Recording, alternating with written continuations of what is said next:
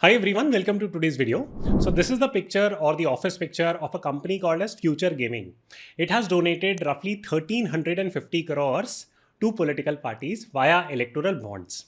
Now that is not the interesting information. The interesting information is that in the last 4 years, this company has only made a profit of 215 crores combined, but it has somehow been able to donate 1350 crores for political parties. Now, this is not a standalone case. Here is a more detailed list. And what you will notice is that in the last 4 years, many of these companies are negative profit making companies, but still they are somehow magically able to get money to donate to political parties via electoral bonds. Now, electoral bonds, as we all know, were brought in to curb or eliminate the problem of black money from Indian election system. Has it been able to successfully do that? We will study that topic. We will understand what electoral bonds are. It's a deeply complicated finance topic. So I thought that I will demystify all this to you. What impact does this entire topic around electoral bond has on you? You need to understand this story as a rational citizen. Now, in case you have come to this video just to bash me that I'm making a video that somehow criticizes the government, feel free to do that, press the dislike button and move on. But for others, I would highly request you to understand this deeply complicated topic. Your money eventually goes to the government. It should be held liable for how it spends it. You must be educated on these type of topics because forget about media. Media anyways does not present these type of topics much, but even the government YouTubers these days, they are not going to present this topic. So on this video, I'm going to help you understand a lot of key points around electoral bonds. Will simplify the entire conversation for you. Even if you are a class 10th, 12th student, you will get this topic, the financing behind it. So let's start. And the first key point that you need to understand about the electoral bonds is the fact that why was it introduced to begin with? Well, here is a summarized version of it. That number one, in India, fighting elections is very costly. The legal limit on fighting elections, if you're trying to fight MP or MLA elections, the legal limit is 95 lakhs and 70 lakhs for parliamentary constituency and 40 lakhs and 28 lakhs for assembly elections. But the problem is that in this size or this legal limit, hardly any of the candidates are able to fight and win elections. So what ends up happening is that a lot more money is raised in order to fight elections, and unofficial estimates suggest that close to 40 crore rupees is spent for fighting on a parliamentary constituency and 6 crore is spent on an assembly constituency. So just summarizing that the legal limit is roughly around 90 lakhs, but people end up spending 40 crores. So almost 40 times the legal limit or legal permissible limit. Now, electoral bonds, on one side, one could argue, is trying to curb this problem of black money.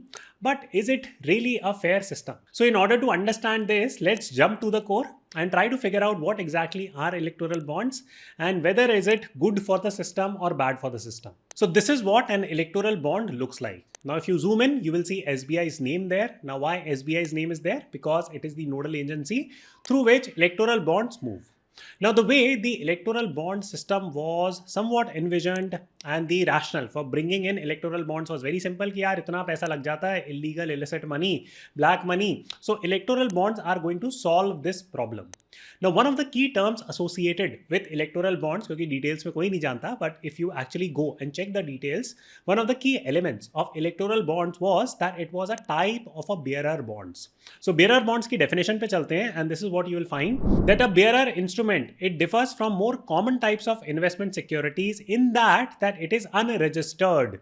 No records are kept of the owner or the transaction involving ownership. That for example, I want to donate 10 lakh rupees to my favorite political party.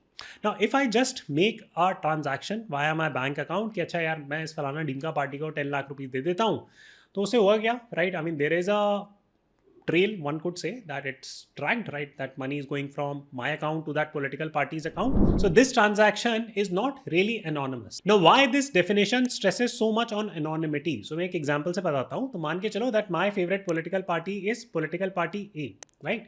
And political party B is in power. Now I want to donate 10 lakh rupees of my money to political party A because it is my favorite political party. But if political party B is in power and if it gets to know that Akshat ने अपने account से it has transferred money to political party, his favorite political party A, then it can lead to problems for me. So maintaining this anonymity is critical when it comes to political donations. But in its current format, there are a bunch of problems that are there with electoral bonds. The first obvious problem is that this concept of anonymity, which is the hallmark of a bearer bond, that is not really there. Now, why is that the case? Because SBI is the nodal agency which manages the entire process. इसलिए Supreme Court ने भी, when it wanted to get the data on electoral bonds, they just directed the SBI to produce the entire list in a matter of days. Now, SBI is the nodal agency that handles this bearer bond or electoral bond, and SBI chair is appointed by whom? Well, it is appointed by the government. Now, if SBI chair is appointed by the government, then this entire concept of anonymity goes out of the window. In fact, it leads to problem number 2, which is of privilege. See, if this is the political party which is controlling SBI, then it has exclusive access to this information, whatever access to information SBI has. Now, this information is material. This information becomes privileged because all the other political parties do not have access to this particular information. So the natural question that you need to ask yourself is that, hey, can this particular piece of information be used in order to adopt something called as carrot and stick? So what is the meaning of carrot and stick? Well, carrot means a reward, that if you come and donate to us, you will get Y. In simple terms, this is called as quid pro quo. इसका मतलब ये होता है कि, for example, if I have a big contract coming up, I'm the government, you come to me, you give me a big donation, and I will hand over that contract to you. Jao maze karo. So this is a carrot, this is a reward. What is the meaning of stick? Well, it's very simple, that if I see you donating to someone else, you know what? You are going to suffer one way or the other. Now, वो क्या ways होते हैं वगैरह वगैरह, I'm not going to get into the politics of it. You guys are smart. But I hope that these 3 points help you understand a little bit more about the intent with which electoral bonds were designed, that it was designed to solve 2 specific problems. One was the problem of anonymity, but it led to the problem of exclusivity. Anonymous तो हो ही नहीं पाया, in fact वो exclusive हो गया, and gave a particular political party comparative advantage. The second key reason why electoral bonds were brought was very, very simple, that it was brought with the intent of eliminating the black money problem. Now, has that gone away? The short answer is no. Electoral bonds, अगर आप मान के भी चलो that it is 100% eliminating the entire problem of black money, that is not really the case. Still, well over 50% of money that goes into fighting elections is not financed via electoral bonds. So that categorically proves or highlights the fact that electoral bonds have given an exclusive privilege to a particular political party, and it can very well lead to carrot and stick, and that can have negative consequence for you. So on this note, what I think about electoral bonds is pretty much irrelevant, because the Supreme Court of India has itself deemed the electoral bond system as unconstitutional, citing that it is selective and not foolproof. So these are the words of Supreme Court. Now, final point, which is rarely being highlighted regarding electoral bond, comes from this particular snippet, and what you will see is this very interesting graph, that the introduction of electoral bonds has effectively abolished the ceiling on contributions made by corporations, which was earlier limited to 7.5% of organizations' average net earnings over the preceding 3-year period. जो मैंने आपको शुरुआत में कहानी बताई थी कि there are companies जिनके कुल मिला के profit in the last 4 years has been like 200 crores. They are donating 1300 crores. A natural question that you need to ask is that where are these companies getting all this money from? Well, now you guys can apply your own brain, reach your own conclusion. ये एक system था, right? I mean, it was before the introduction of electoral bonds. The corporate donations that were being made, it could not have been done to that scale. इस तरीके के cases नहीं आ सकते थे, where the company itself is generating 200 crores of profit and donating 1300 crores, right? So the introduction of electoral bond system, it has effectively removed that limit, and it is leading to a lot of funny business within this entire space. So now let me very quickly introduce you to some data that is coming out, and as we speak more data is coming in, but let me highlight 2-3 very important points. So one is that these are the top 10 purchasers of electoral bonds. Now this does not mean that these 10 companies that I'm highlighting in front of you, they are donating to one singular party. No, there has been a mix of donations given to a varied set of political parties. Because अब आपके दिमाग में question आ रहा होगा कि यार ठीक है, the current government has run the scheme of electoral bonds and all that is there, but other parties have also benefited by taking money via electoral bonds. So why is it that you're only singling out the current ruling party? Well, I'll come to that question. Let me just present the data first. So these are top 10 companies that have donated, and इनमें से कुछ के बारे में आपको पता चलेगा the timing of carrot and stick. Okay, so here this is the second piece of data that I will share with you. So for example, Future Gamings and Hotel, जिसके बारे में हम बात कर रहे थे, ED IT rate searches were conducted on April 2nd and the assets were attached worth 410 crores. 5 days later, the company purchased 100 crores of bond. So इसमें क्या हो गया? There is a carrot that okay, buy electoral bonds and probably so some kind of mandwali can be done at the back end. Amount and details: bonds were 1,368 crores. Brought in total, close to 50% of this was purchased after the ED attached the assets.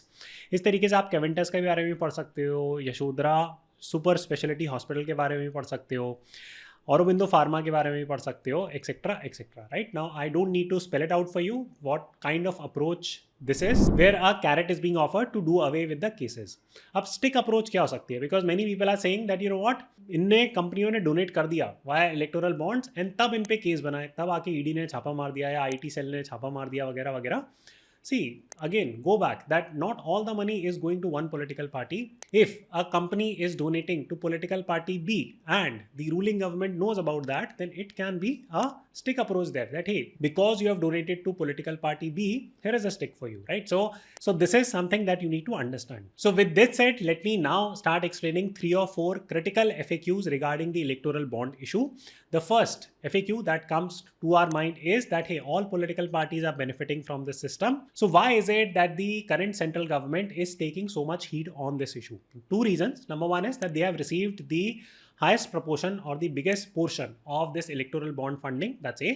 Second is that they hold the carrot and they own the stick. The second question that comes into the mix is that how is it that firms are able to donate thousands of crores via electoral bonds? Well, that's a very interesting thought exercise.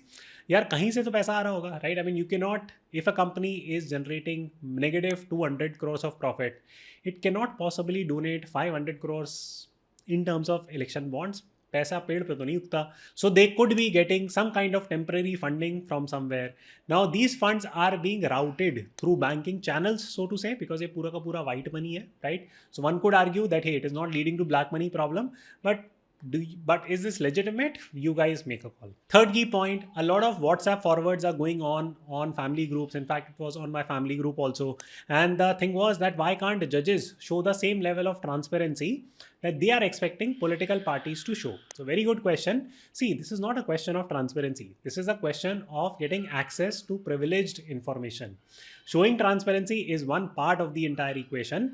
The scheme, electoral bond scheme, has been deemed unconstitutional. Why? Because it is not fair to all political parties, so to say. It gives privileged information to only one, right? So that's a simple point. And again, going back to that entire concept of carrot and stick, you guys can make a call. Fourth key point, has electoral bond solved the black money problem? The short answer is no. Black money existed before electoral bonds came in. It existed during the time the electoral bond thing stayed in the equation, and it might very well stay even after electoral bonds are gone. Why? Because India is an unorganized economy. इसमें mostly हमारी cash economy होती है. So unless somehow the cash equation is solved, we cannot expect that political parties will not be getting funds in black or in cash. So then comes a natural question that, hey, you have critiqued the system. Is there a solution to this? The short answer is yes. Yes. Absolutely. जब आप cash withdraw करते हो तो आप पे इतनी limitations होती है. So at the time of taking money, why are there not limitations being put on political parties? That would be one angle to building a better, more transparent electoral system. That's one. Now, if the nodal agency is a constitutionally appointed body where the purview of the ruling government is not there, then of course this system can become more transparent, more flexible, more sensible from that perspective, and it might ensure transparency. Now then comes the final point that, hey, how does it impact all of you and why should you care about the electoral bond issue? Well, it's very simple that the entire point of having a democracy is that people vote in a free and fair manner. Now, if one party is getting excess funding because it can use carrot and stick, then it somewhat hurts the democratic process. This is the first key problem. Second is that there becomes a very apparent quid pro quo which leads to inefficiency. One of the classic case studies here is the Commonwealth Games, जिसमें बहुत massive scale पे pilfering हुई थी कि छोटे छोटे contracts निकाल दिए, पैसा खा गए सीट लगाने के, एंड जिस तरीके की फैसिलिटीज प्रोवाइड करी, होटल बुकिंग में पैसा खा गए, बहुत सारी चीज़ें, right? I mean hundreds and different things, money was pilferaged. Now, whose money is this? Well, this is your money at the end of the day.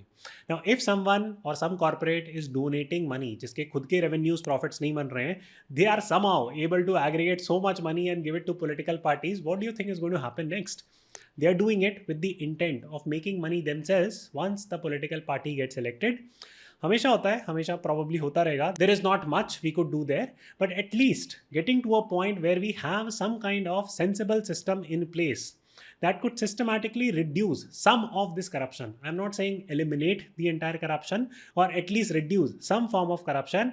It would lead to more sensible investments by the government. It would lead to more efficiency monitoring. कि भाई ऐसा नहीं कि 100 करोड़ का bridge बनना है तो उस पर कॉन्ट्रैक्टर ने बिकॉज उनने पॉलिटिकल पार्टी को डोनेट किया था तो आप उनको 250 करोड़ का दिखा देते हैं, right? 150 crore will be pilfered. So these type of things will stop and eventually that money will come to you. It will be used for your growth and the nation's growth. I hope that you like this analysis. If you did, do share it with your friends. It's a very important video, and I'll see you soon.